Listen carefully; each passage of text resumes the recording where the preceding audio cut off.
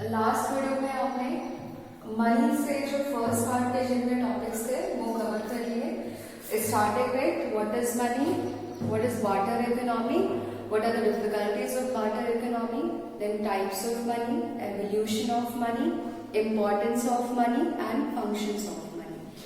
उसके बाद जो सेकेंड पार्ट है इस यूनिट का that was theory part. Theory में सबसे पहली थ्योरी जो मनी से रिलेटेड आती है वो होती है theory of demand for money. इस थ्योरी में फर्स्ट पॉइंट किसने इस थ्योरी को प्रपोज किया है? John Maynard Keynes. किसी भी थ्योरी को जब आप पढ़ते हो तो जो पहला इन्फरेंस आपने ध्यान में रखना है वो इन्फरेंस होता है कि उस थ्योरी को किस इकोनॉमिस्ट ने प्रोपगेट किया है। So the theory of demand for money is given by John Maynard Keynes. Now what is the theory about? ये थ्योरी किस चीज के बारे में है? जैसे कि इसके नाम में है डिमांड फॉर मनी। लोगों के बीच में आप हो, मैं हूं या कोई भी हो, उसे पैसों की आवश्यकता क्यों होती है या वो पैसों का डिमांड क्यों करता है? What could be the possible reasons for which an individual can be demanding money? तो कीन्स कहते हैं कि अगर हम अपने रोजमर्रा के जिंदगी को देखें तो हम अपनी आवश्यकताओं के हिसाब से पैसों का डिमांड करते हैं। Like whatever necessities we have, whatever needs we have, whatever desires we have, we kind of need money to fulfill all the necessities and desires. उन्होंने फर्दर क्या करा कि 3 टाइप्स के डिमांड को मेंशन किया कि किसी भी इंसान को जो पैसों की डिमांड होती है वो 3 तरह की डिमांड हो सकती है। सबसे पहले डिमांड को उन्होंने नाम दिया ट्रांजैक्शनरी डिमांड। ट्रांजैक्शनरी डिमांड, इसके नाम पे ध्यान दीजिएगा, क्या है? ट्रांजैक्शनरी। ये किस वर्ड से बना है? ट्रांजैक्शन। ट्रांजैक्शन का मतलब होता है लेन देन। तो आप अपने रोजमर्रा के जीवन में जो आपकी रोज की जरूरतें हैं, चावल, गेहूं, वेजिटेबल्स, घर का रेंट, स्कूल की फी, डॉक्टर, ये सारी जरूरतें जो आप डेली बेसिस पे मेडिकेशन कर रहे हो, इन सारी जरूरतों को पूरा करने के लिए जो आपको पैसों की जरूरत होती है we call it as transactionary demand. तो ट्रांजैक्शनरी डिमांड में सिर्फ एक पॉइंट आपको याद रखना है, to carry out the daily needs transaction. जो रोज के डेली बेसिस पे जो आपके ट्रांजैक्शंस है उसको कैरी करने के लिए जो हम मनी की डिमांड करते हैं दैट इज ट्रांजैक्शनरी डिमांड। सेकेंड आ जाता है प्रिकॉशनरी डिमांड। इसके वर्ड पे ध्यान दीजिएगा, ये किस वर्ड से बना है? प्रिकॉशन। प्रिकॉशन का मतलब होता है सावधानी रखना किसी चीज के लिए। तो जैसे कल हम लोग डिस्कस कर रहे थे तो मनी के एक एलिमेंट में पॉइंट आया था known as well as unknown needs. जो आवश्यकताएं हमें मालूम है और जो आवश्यकताएं अचानक से उत्पन्न हो जाती है हमारे लाइफ में, the requirements that suddenly come up, like we have to fulfill them, we cannot ignore them. वो मनी उन दोनों को निगोशिएट करता है। Money has the potential to negotiate the known as well as the unknown demands, unknown requirements. तो उस unknown वाला जो एलिमेंट है वहां से आता है हमारा प्रिकॉशनरी डिमांड। आपने नहीं पता कि शायद आपका एक्सीडेंट हो या नहीं हो, आपको नहीं पता कि अचानक से आपको हॉस्पिटल जाना पड़े या नहीं पड़े, या आपको नहीं पता कि घर में अचानक से कोई ऐसी जरूरत आ जाए, शादी में कोई इनविटेशन आ जाए जिसमें आपको जाना है, you have to buy gifts for the marriage and likewise we can have many incidents. तो ऐसी आवश्यकताओं को पूरा करने के लिए जो कि कैसे हैं? अनफोर्सीन, मतलब अननोन। वो आवश्यकताएं जो अनफोर्सीन है विच मीन्स अननोन है, उनको पूरा करने के लिए जो हम डिमांड करते हैं मनी की, उस डिमांड को हम क्या कहते हैं? Precautionary demand. अगर एग्जाम्पल ध्यान में रखना हो कि प्रिकॉशनरी डिमांड में किस तरह का ट्रांजैक्शन होगा या किस तरह के एक्सपेंडिचर्स आप करते हो, एक्सपेंडिचर्स का मतलब खर्चा, किस तरह के खर्चा आप करते हो, तो उसका मोस्ट सुटेबल एग्जाम्पल क्या हो जाता है? Accidents, because you never know when an accident can happen to you. Third जो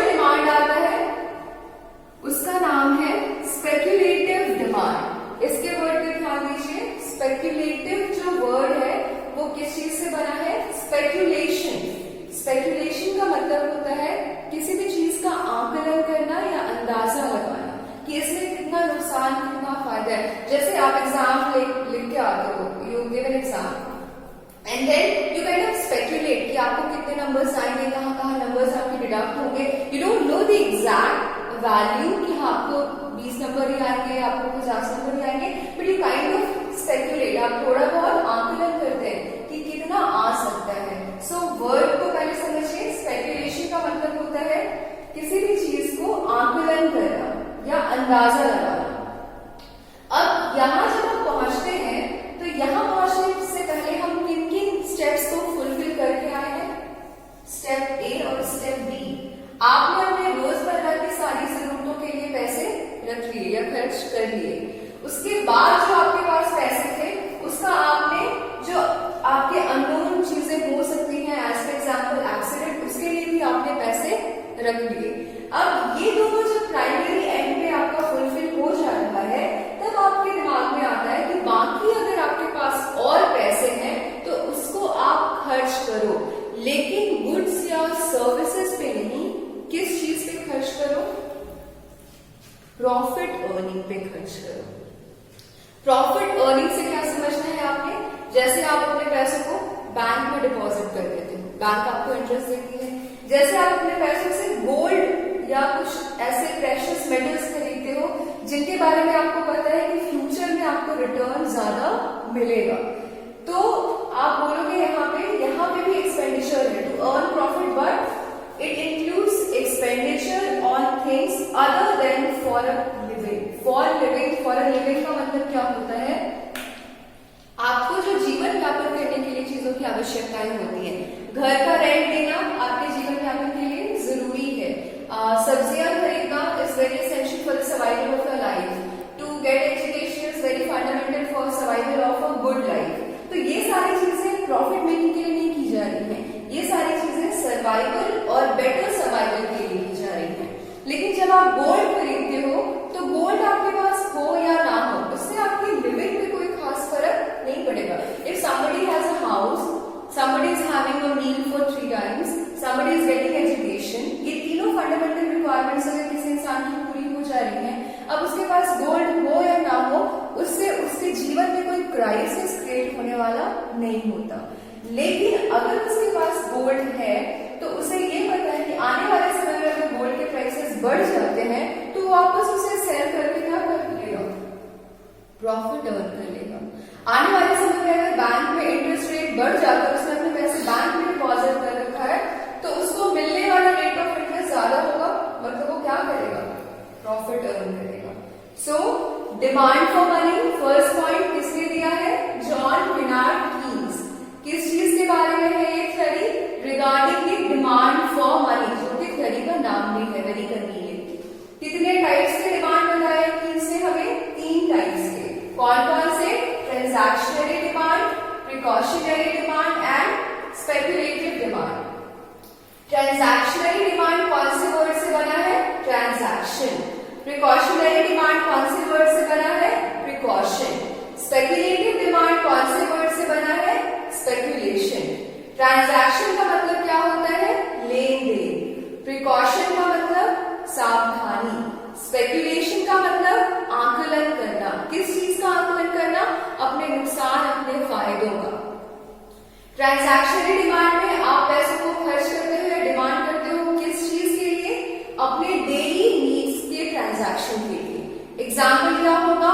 house rent, school fee, vegetables, all of that. Precautionary demand में क्या करते हो आप? एक्सपेंडिचर जो कि जैसे कि एक्सीडेंट में होने वाला एक्सपेंडिचर है, जो हो सकता है नहीं भी हो सकता है, उसके लिए पैसों को क्या करते हो?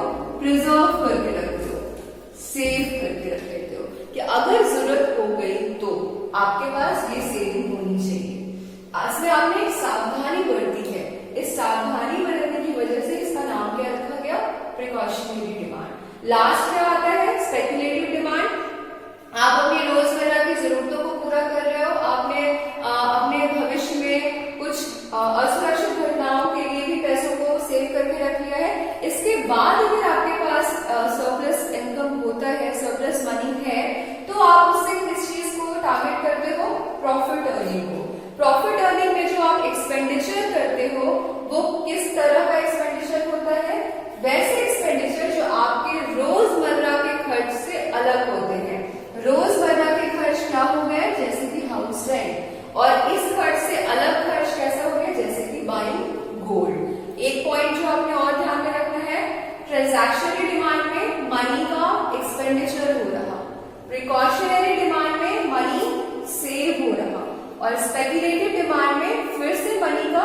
एक्सपेंडिचर हो रहा, एक्सपेंडिचर, सेविंग, एक्सपेंडिचर। अब जब दोनों में एक्सपेंडिचर है, इसमें जो एक्सपेंडिचर्स है वो डेली नीड्स के ट्रांजैक्शन पे है, इसमें जो एक्सपेंडिचर्स है वो प्रॉफिट अर्निंग के ट्रांजैक्शंस में। झारखंड बोर्ड के एग्जामिनेशन में जितना मैंने देखा है, डिमांड फॉर मनी से क्वेश्चंस नहीं आते, रादर सिलेबस में भी डिमांड फॉर मनी मेंशन नहीं किया गया है। लेकिन जब आप मनी यूनिट पढ़ रहे हो तो this is one of the most important and one of the very fundamental theories जो कि मनी में आपको पढ़ना होता है, इसीलिए you should be aware of the theory. ये जो क्वेश्चन है या ये जो टॉपिक है वो मोस्ट प्रोबेबली आपके एग्जामिनेशन में नहीं आता है, but that is not mean that you should not know कि डिमांड फॉर मनी क्या है। सो ये हो गया demand for money given by John Maynard Keynes. There are 3 types, transactionary, precautionary and speculative. Transactionary में एक्सपेंडिचर हो रहा for daily needs, example ध्यान में रखना है आपको। प्रिकॉशनरी में सेविंग हो रहा फॉर फ्यूचर रिक्वायरमेंट्स, एग्जांपल ध्यान में रखना है आपको। स्पेक्युलेटिव में भी एक्सपेंडिचर हो रहा लेकिन प्रॉफिट अर्निंग के लिए, एग्जांपल याद में रखना है आपको। अब जो नेक्स्ट टॉपिक है which is one of the most important topic in this unit is money supply. Money supply में ये लंबा टॉपिक है, इसमें बहुत सारे एलिमेंट्स हैं जो आपको पढ़ने होंगे यहाँ पे। लेकिन सबसे पहले before we start discussing money supply, उससे पहले हमें एक कंसेप्ट को क्लियर करना है, that is the concept of stock and flow. ये वर्ड ऐसा है कि आप सभी ने सुना होगा, स्टॉक का मतलब जनरली आपको समझ में आता है, स्टॉक एज इन किसी चीज का बहुत अमाउंट होना, इकट्ठा होना, दैट इज स्टॉक। जो लेमैन पॉइंट ऑफ व्यू से जो जनरल वर्ड की मीनिंग आपको पता होती है वो यही है स्टॉक का। और फ्लो का मतलब होता है बहना, फ्लो होना, किसी चीज में मूवमेंट होना, दैट इज फ्लो। लेकिन जब आप इकोनॉमिक्स में स्टॉक और फ्लो के कंसेप्ट को पढ़ते हो तो स्टॉक और फ्लो को टाइम के रिस्पेक्ट में पढ़ा जाता है। ठीक है, कैसे टाइम के रिस्पेक्ट में पढ़ा जाता है?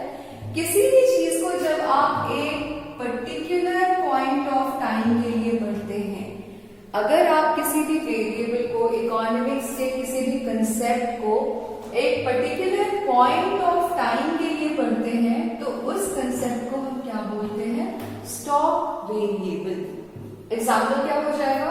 जैसे आप बोलते हो ईयर, लेकिन कौन सा ईयर? स्पेसिफिक 2020, पर्टिकुलर हो गया। जैसे आप कहते हो मंथ, कौन सा month? Month of July, particular हो गया। जैसे आप कहते हो कोई डेट, कौन सी date? 30th of March, particular हो गया। जब आप किसी भी वेरिएबल को किसी पर्टिकुलर पॉइंट इन टाइम के लिए पढ़ते हो तो उस कंसेप्ट को हम क्या बोलते हैं? Stock concept. स्टॉक कंसेप्ट का एग्जांपल ध्यान में कैसे रखना है आपने? कोई अगर आपने ईयर मेंशन करा, there has to be a specific year. कितने सारे सालों से पहले आप 2020, हजारों साल हो सकता है, उसमें से कौन सा ईयर आपने क्लिक करा? 2020। अगर आप मंथ कहते हो, 12 महीने हैं, कौन सा महीना हो गया? जुलाई, स्पेसिफिक हो गया। अगर आप मार्च में डेज लेते हो, डेट्स लेते हो, तो कितने डेट्स हो सकते हैं? 30 हो सकते हैं। उसमें आपने कौन सा चुना है? एक पर्टिकुलर 30th। हर में आप क्या देख रहे हो? एक पर्टिकुलरिटी है, particular year, particular month, particular day. इसको हम क्या बोलेंगे? स्टॉक। फ्लो में क्या होता है? For a period of time. Period of time कहने का मतलब वहां पे एक स्ट्रेच होगा। स्ट्रेच का स्ट्रक्चर कैसे होता है? From to. अगर आपने कभी डिस्टिंग्विश करना हो, आपने कभी पता करना हो कि क्या ये स्टॉक है या फ्लो है, आपका इजीएस्ट मेथड जो होता है वो ये देखना होता है कि आप पे फ्रॉम या टू का जो स्ट्रेच स्ट्रक्चर है वो लिखा हुआ है कि नहीं। अगर फ्रॉम मार्च टू जून हो गया, ये पीरियड ऑफ टाइम हो गया, अब ये कंसेप्ट क्या हो जाएगा? फ्लो का। फ्रॉम 2019 टू 2020 क्या हो गया? Flow. From 15th March two 30th मार्च क्या हो गया? फ्लो। स्टॉक और फ्लो टाइम रिलेटेड कंसेप्ट्स हैं। एक में पर्टिकुलर पॉइंट इन टाइम की बात करते हैं, दूसरे में पीरियड ऑफ टाइम की बात करते हैं। अगर आपको डिस्टिंग्विश करना है तो आप ये वाला स्ट्रक्चर ध्यान में रखोगे। अगर फ्रॉम एंड टू मेंशन है तो विदाउट एनी डाउट वो कौन सा कंसेप्ट हो जाएगा? फ्लो का कंसेप्ट कहलाएगा। Now we'll come to our topic, which is money supply. Money supply किन किन बातों पे आपने ध्यान देना है? सबसे पहले इसमें जो हम सप्लाई ऑफ मनी की बात कर रहे हैं वो कहां? इकोनॉमी में। ये सप्लाई जो है मनी का वो किसके पास होगा? पब्लिक के पास। ये सप्लाई जो है मनी का वो कब होगा? Particular time. ये जो मैंने यहाँ पे एक सेंटेंस लिखा है वो सेंटेंस इन्हीं 3 वर्ड्स का अमालगमेशन है। इन्हीं तीनों वर्ड्स को मिला के ये सेंटेंस फ्रेम किया गया है। सबसे पहले आपने इन तीनों वर्ड्स को समझना है। मनी सप्लाई पे हम मनी के सप्लाई की बात करते हैं कि कितना मनी सप्लाई है, कहां पे? इकोनॉमी में। किसके पास है मनी का सप्लाई? पब्लिक के पास। पब्लिक में क्या क्या आ जाएगा? यहाँ पर मैंने एक पर्टिकुलर कंज्यूमर या प्रोड्यूसर या इन्वेस्टर या बैंकर क्यों नहीं लिखा? क्योंकि कंज्यूमर भी पब्लिक है, producer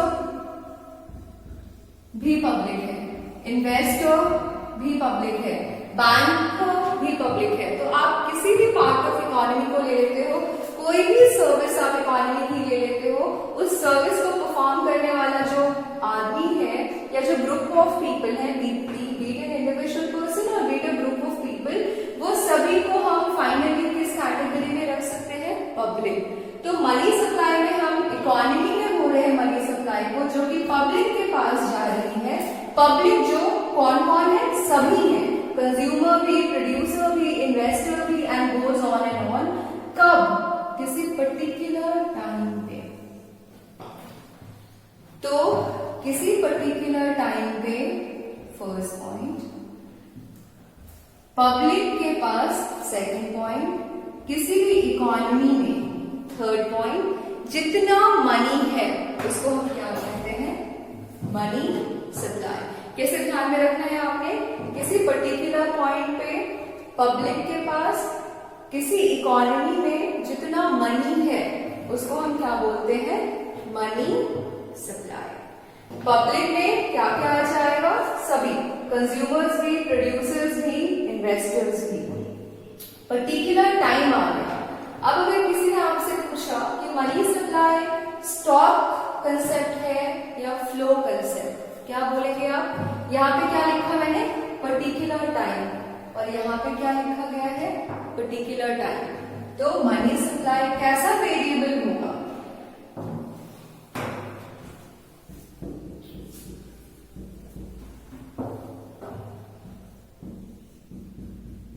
money supply is a stock variable.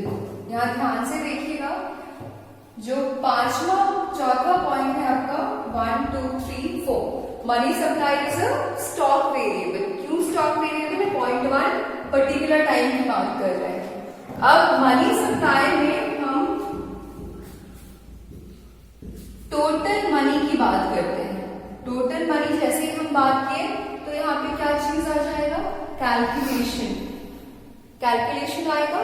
किस किस चीजों का कैलकुलेशन? मनी का। मनी में कौन कौन सी चीजें आ जाएंगी? Currency notes, coins, bank deposits etcetera. यहाँ पे ध्यान दीजिएगा, money supply is a stock variable, क्योंकि हम टोटल मनी की कैलकुलेशन की बात करते हैं कब? पर्टिकुलर टाइम में। जब कैलकुलेशन की बात की गई मतलब वहां पे एक से ज्यादा एलिमेंट है, तभी आप ऐड करोगे।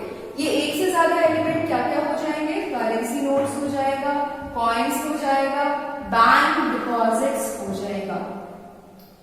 अब कैलकुलेशन हो रहा है, कोई कर रहा होगा कैलकुलेशन। कौन करता है इसका calculation? Reserve Bank of India. So breaking it down in terms of points,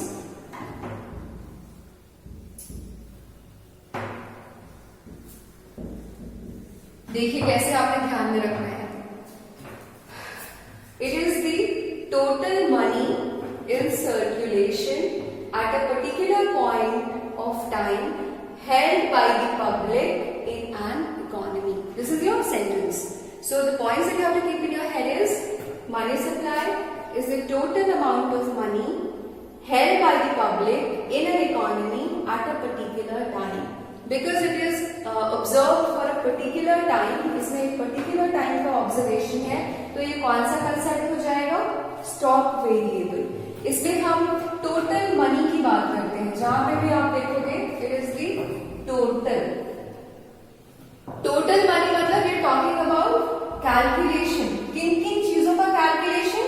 Currency notes, coins, bank deposits. अब ये कैलकुलेशन हो रहा है तो ऑफ कोर्स कोई इंस्टीट्यूशन होगी, कोई ऑर्गेनाइजेशन होगी जो इसको कैलकुलेट कर रही होगी. वो ऑर्गेनाइजेशन क्या है? The organisation is the central bank of your country, that is Reserve Bank of India. मैं इसको समराइज कर रही हूं यहाँ पे. Money supply first definition, it is a total money in circulation at a particular point of time held by the public in an economy. Second point, money supply is a stock variable. Third point, money supply includes the calculation of currency notes, coins and bank deposits. Fourth point, the calculation of money supply is done by the Reserve Bank of India. अभी के video में इतना ही. उसके बाद आपने एक चीज करना है, वो ये कि जो नोट्स मैंने अपलोड किया है कॉलेज के साइट पे, वहां जाके आप मनी सप्लाई में जो मैंने आपको फॉर्मूलाज लिखवाए हैं, that is M1, M2, M3, M4, उसको नेक्स्ट वीडियो में करूं उससे पहले आपने उस फॉर्मूला को एक बार रीड आउट कर लेना है. You don't have to understand the entire formulas, only you have to do is go through the formulas. एक बार आपको वहां तक पढ़ लेना है. ओके, फिर हम